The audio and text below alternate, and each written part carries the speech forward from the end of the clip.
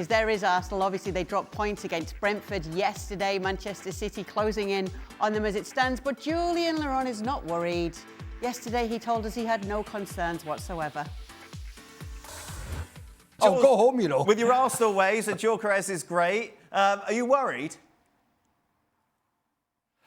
No, and I don't think anybody should be worried. Why would you be worried for? 4 points, Jules. But 4 points, it could well be 6, not this weekend because the FA Cup, but the following weekend. Or, you know, it could go up to more than that, or it could stay at 4. And, you know, City will have to play Brentford. Okay, be at the Etihad, but they will still have to play Brentford.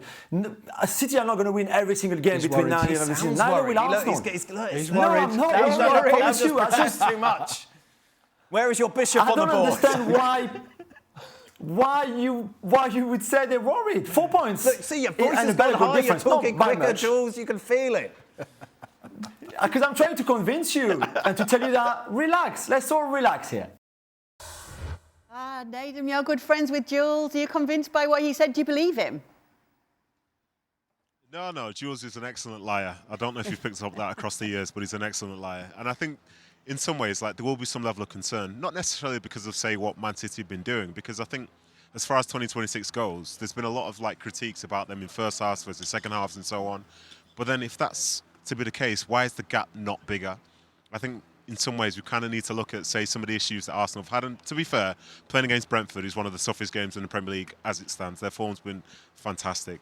But why is the gap not bigger? Considering, like, you know, many of us, fancied them to win the league title and they've been the most consistent side throughout the season.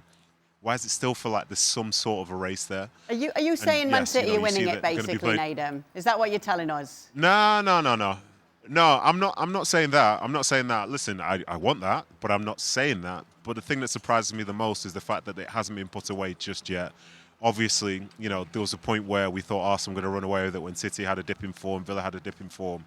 But then Arsenal seem to have had a little mini dip themselves, and I think in some ways that would be concerning for them because, as we've seen through the last, say, 20 years or so, they've not managed to get it over the line just yet. I still do fancy them, but it's getting a lot closer than I thought it would have been at this point. I said in yesterday's show, I think it was yesterday's show, they just keep throwing City a bit of a bone, don't they? Right. And I think that's what Nedum's touching on. They're not 8 points, 9 points clear. I mean, you look at some of the draws. Sunderland, they gave up a 2-1 lead late on. All right, they're a tough side. Sunderland, good side in the Premier League, particularly at home. A lot of physicality. Forest, who have been struggling, well documented, sacked the manager again.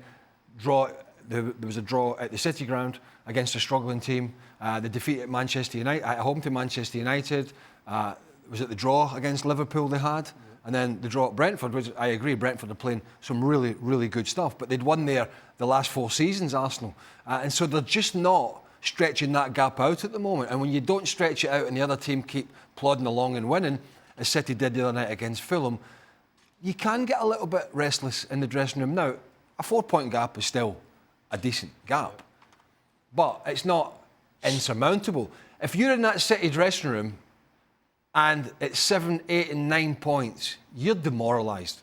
Because you're in that dressing room, you're thinking, you know, Manchester City that is, we're going to have to win every single game because we're never going to catch 9 points. They're not going to lose 3 or 4. And even if they lose 3 or 4, we're going to win every game, which we know this City side are not going to do. But at 4 points, that's just a little bit different, Stevie. After the game the other day, after the Brentford game, I was thinking, you know what, could Arsenal actually bottle this? But then 24 hours later, I look at the big picture. It still means City have to win every game. And so that's not going to happen. And so I think maybe it's just a case of Arsenal are not as consistent as they should be for what they have. On paper, they are the best team, there's no question. And for the squad they have, but for some reason, they're kind of 7.5 out of 10 all the time. You know, the best team that wins the Premier League should be at least 8.5, week in and week out, and maybe lose the odd game, or maybe drop the odd point. You can't argue that Arsenal are dropping way too many points, but they're still 4 ahead. And it still means that they have to win. We have to lose. They're going to have to lose at least 3. In my opinion, they're going to have to lose probably at least 4 games between now and the end of the season. But draws, Stevie, it could be draws. It could be. Each other. So, no, I think, yes, 4 points doesn't look as good as 6 or 9 or whatever it was, but I still think that it really big time is in their hands. I mean, they're slightly worrying in some of the games, and they are, look, by far the strongest squad, there's no doubt about it. And again, one of the things we talked about with Julian yesterday, which he was equally unworried about, was Gyökeres. And it's not just that Gyökeres is unconvincing, it's the fact that, again, we discussed this yesterday, even just take this game in isolation against Brentford. Have a good think about how many chances Arsenal created for Gyökeres. I can hardly think of one. So it's not that he's missing chances all the time. It's the fact that they're not creating them. In fact, Brentford and Thiago, who's having a great season, they were so much more of a threat. He was so much more of a threat to the Arsenal centre-halves than Gyökeres was to the Brentford centre-halves. So I think at times they're going to have to figure that out. Julian said it's going to be horses for courses, depending who plays. If it's Gabriel Jesus, whether it's Gyökeres, whether it's Kai Havertz, my God, whether it's Mikel Merino up there, who's done as good a job as some of the strikers. But ultimately, Gyökeres was brought in as 60 to 70 million, number 9, to score goals. And he's not doing that, and hence Arsenal are not running totally clear at this moment. I think that's a bit of a guise, though. What? Julian, it's horses for courses. The fact is, whether it's... It wouldn't be if he was scoring. It wouldn't matter. Yeah, it wouldn't be if he was scoring, but he's not. And the fact is that they don't have a centre-forward that's scoring goals.